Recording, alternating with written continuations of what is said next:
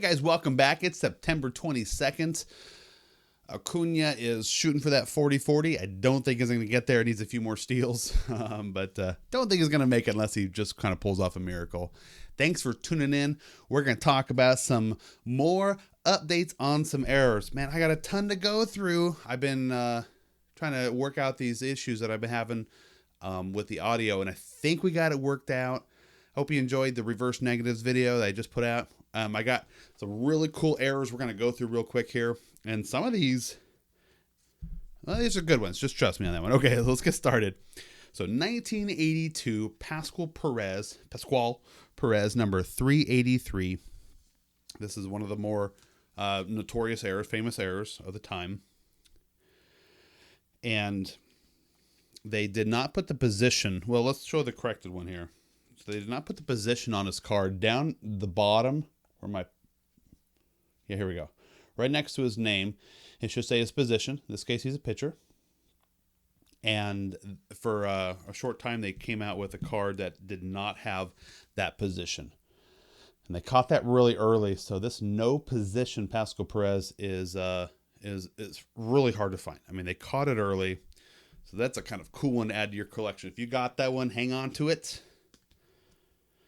And there's a couple other versions of this card where people think are errors. So I don't know if you can see it there. Maybe I'll scan it in. But right around the word Pirates, it looks like the ink is all smudged. So sometimes people go on eBay and they'll list this card. They'll be like, Pascual Perez, error. And it'll be like the ink smudging, not the no position. So be careful with that. But so a couple different versions of that card with the smudges. But the no position, that's the cool one. That's the valuable one. All right, moving on. So we got, my son and I were going through this 92, what do we got? Stadium Club here. Cal Ripken, card number 1. That's actually a really cool looking card if you think about it. Look at that. So there is the Hall of Famer, Iron Man. It's got his name up here, his name down here. But on the back, R.I.P. K-I-N. Come on, dude.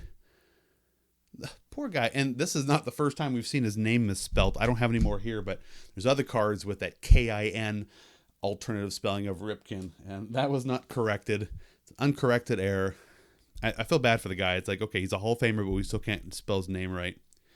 All right, let's move on here. So we got 1990 Upper Deck. Ben McDonald, error. He was a rookie, and this is an error card. So what they were doing is on the bottom of the card in that little circle, they either have the team logo, or if it's a rookie, they'll have the word rookie in there, as you can see in this corrected version. Well, they accidentally put his team on there. So this card doesn't look like anything unusual. This is card number 54. It has the Orioles logo down there, but that's the error. Should not have that. Should say rookie. So kind of a weird error, and not a really big deal, but they did correct that one, and the corrected is easy to find. The error is kind of expensive, even though it doesn't really book for anything, so figure that one out.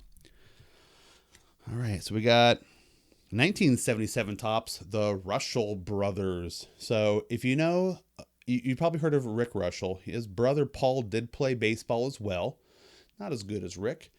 And there's his names there, Paul and Rick, and they got the names backwards with the pictures. So kind of a unique error, but not really a big deal either. So this one's kind of weird. So we got Will the Thrill Clark there in his Giants. So normal looking card, right? But on the back has the Oakland A's team leaders. So obviously a wrong back. What's really funny about this one is that they actually have a second error on there, and on the back it has the double copyright. So I'll throw up a scan of the back of it here, but on the side here and then on the bottom it has copyrighted Topps Chewing Gum Incorporated. So double error. You would think this card would be worth a lot, right? I don't think so. I was able to find 3 of them. So apparently it's a very common error. But kind of a cool one. You know, I love those double errors. I've talked about that before. So you guys remember the most notorious error of all time, the Billy Ripken. You guys, I hope you have already seen this card. I have a video about it. You should check it out if you haven't already. So they got the bad words, profanities written on his bat on this side, and they put the black box over it on this side. Trying to get too much glare on there. I'm not having a good time. There we go. So if you haven't seen that video, check it out. Well, I'm showing that card because there's another one like that where here is Jim Nettles. It's like a minor league card, but it was after he played professional baseball. He's the younger brother of Craig Nettles. This is a Pacific card. What year are we looking at here? 1990. And he had his card there, and almost like they were trying to capitalize on the popularity there. On his bat, it has the word a-hole on it. I'm just going to edit I'm going to censor myself on that. But the word is actually written on his bat. And that's really cool because I didn't know that one ever existed until recently. So that's a pretty cool one. They did not edit or correct that one. And it's kind of hard to get hold of. I'm going to zoom in on here. It's kind of pixelated, though, because it's just not as clear as the Billy Ripken one. But kind of cool. It's got two separate, two of the same thing here. All right. So 1990 Fleer, Player of the Decade, Cal Ripken. 1990. This is card number 624. And, well, I just said I didn't have any more of the Ripken errors, but apparently I do have one more here. So we got Cal Ripken there. And then we got the error version. And if you look at the bottom, it says RIPKIN again. It's like, come on, give this guy a break. That was even a different company. That was first one was Stadium Club. This is Fleer. So kind of a funny one. Now there's a third variation of this card, which I don't know the backstory on, but it'll have the error, where it's misspelt, and on the back and in the copyright, it'll say printed in Canada. And it's a weird error. I'm not sure what that's all about, but it's kind of expensive. I haven't had a chance to get a hold of one of those yet. But if you have one, hang on to it. All right. So we got Brian Holton here. 1989 Upper Deck. And he is winding up to pitch, but it's not him. It's Sean Hilligus. Sorry if I'm not pronouncing that correctly. Now, they did correct that on this side right here. That's the real Brian Holton. Please stand up showing there, pitching. So they corrected that one. Not really worth anything. And we got one more here from the same set, the 1989 Upper Deck, Bill Schroeder. On the back, it has a Ron Reynolds.